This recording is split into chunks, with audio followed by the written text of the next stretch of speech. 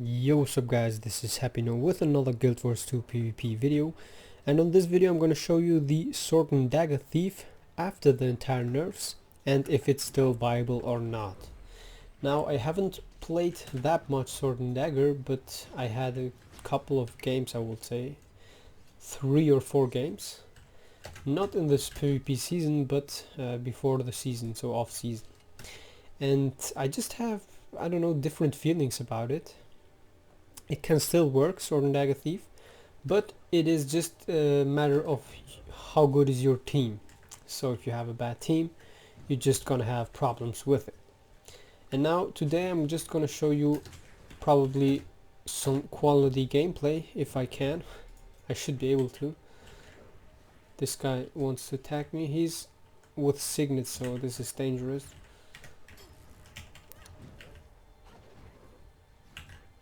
He's dagger pistol. He's playing with that eye. So you can see it here, he's all about just hitting me with his attacks.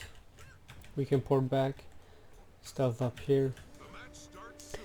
And this will be an interesting fight. So the Daredevil will be just about backstabbing me. You can see it here. He will just try to backstab me. If he misses that, then he will have not such a great damage output. Now I'm going to show you the build after this video, just because for me it is a little bit easier to do it like this and you don't have to wait so long for the arena to start. At the beginning, of course, again with the Basilisk Venom, I have to be careful. I just try to do this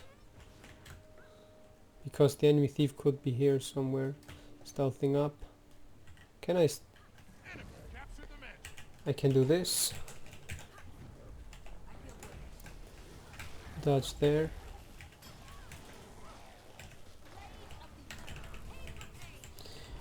going to attack this guy, Basilisk Venom for my allied friends, and we have here the first kill.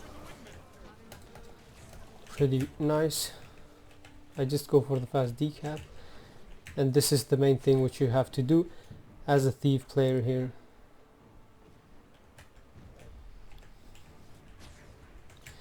He might try to backstab me, so I just turn around, auto attack. Is my team now dying here? We just finish off this guy fast before they stomp. No, my god. We have to revive. Yep, we got the revive. And my team is just losing on all points. This is so bad. Let me just try to get the decap here. I try to Basilisk Venom up. Okay, he used his block. We steal now. Try to mobilize him. Okay, the Mesmer can now cap. We have mid and close could be also fine. Just immobilizing this guy. Attack with unblockable attacks, and now we can go for far. I just got stealth somehow. You can see this, my rotation, fast decap here. Now I can even go a little bit, cap a little longer. The enemy thief is also decapping our close. We have even this lower target here. We can just steal his boons. Auto attacking him. He's dead. Okay. Close is good. I need to be careful against this guy. He could deal some serious damage. Try to fear him. He just interrupted my ally. Okay. Here we go, the warrior is on far, so I have to go close. My team is chasing the elementalist a little bit too much. Just Basilisk Venom.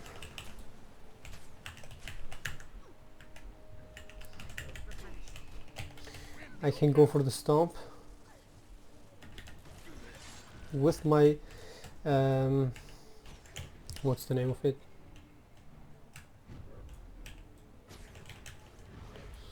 with my steel.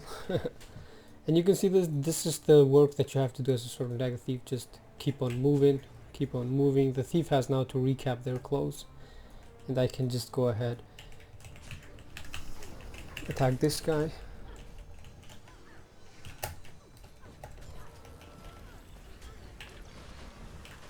No, my allied friends are not reviving. This was a bad mistake from me. No, they are reviving right now, so this is good. I stealth up myself. Nice.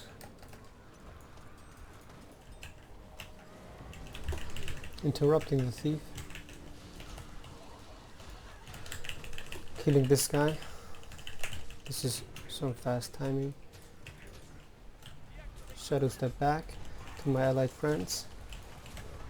Oh, he got me. They have to finish off this guy.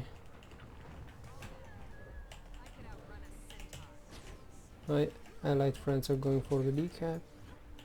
I can stealth up here twice. I have to chase this guy here. Or is this guy dying? Just auto attacking here a little bit. Interrupting the thief.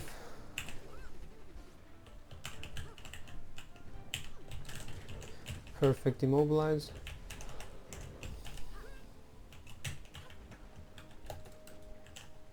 He's gone.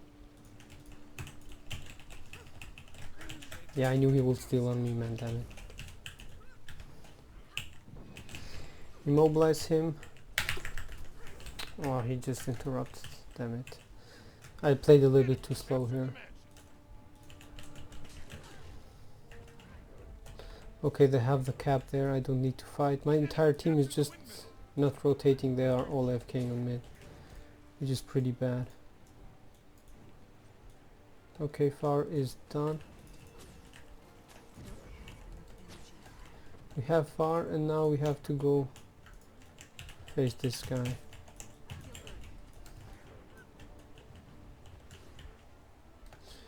Just doing this to perfect immobilize, interrupting him. I stealth up myself.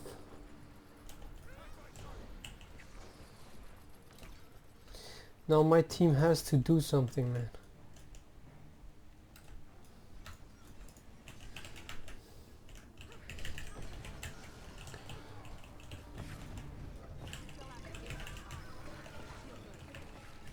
My team is too slow.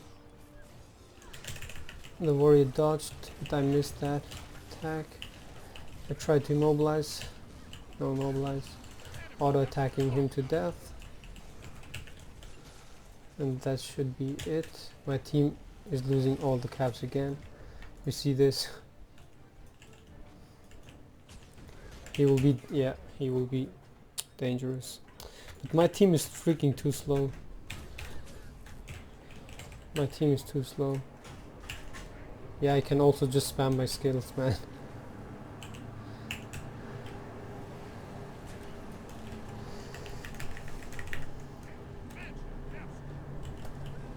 Wow, wow, wow. All my skills are bugging. Awesome. I'm just gonna outnumber that point. And I have to run away a little bit from the warrior.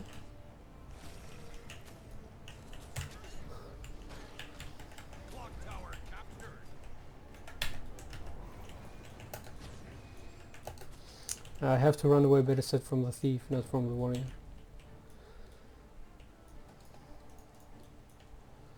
Enemy thief is just waiting for me.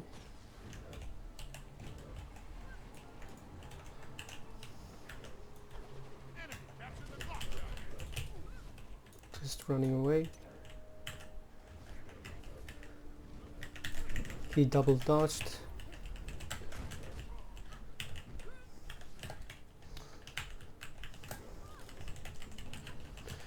Just auto attacking.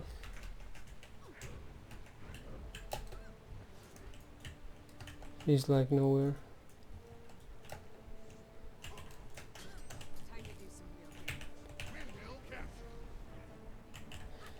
I can just auto attack him here if he tries to attack me.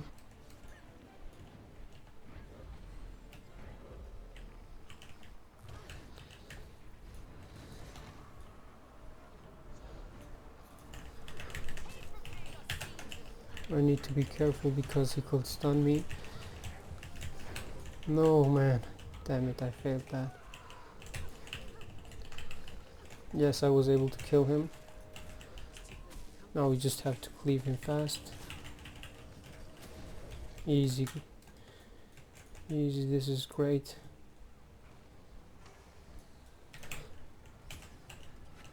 I immobilize him.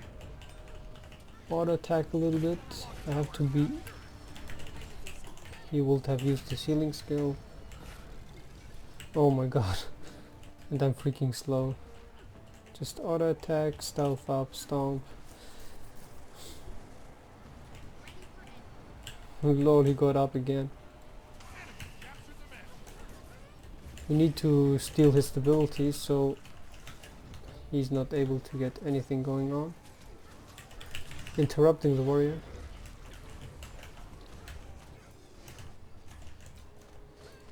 Doing this.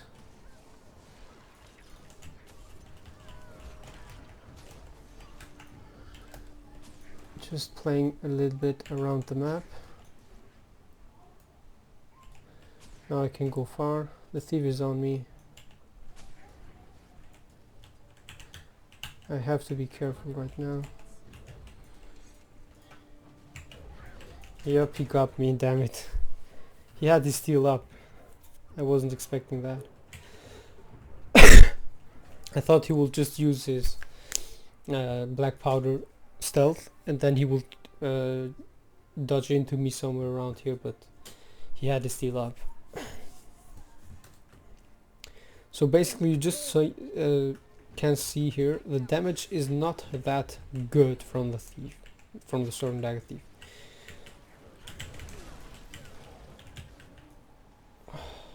Wow. And I can't interrupt him. Yep. We still have it. We still have it. I outplayed the enemy thief because the enemy thief spent too much time trying to chase me around instead of just going for it.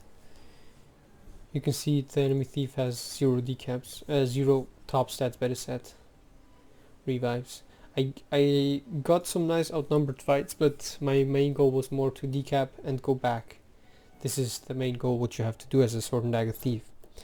So basically you just saw here how to do it. I know I failed a little bit against this thief, but just because I was overthinking most of the stuff that he could have done there. But I was still able to kill him, by the way. So let's go to the build. The build that I'm currently running is the meta one. And there's just an airplane flying near my house. For the first time I hear this noise. Okay, so the build is the meta one, which means you can swap it by...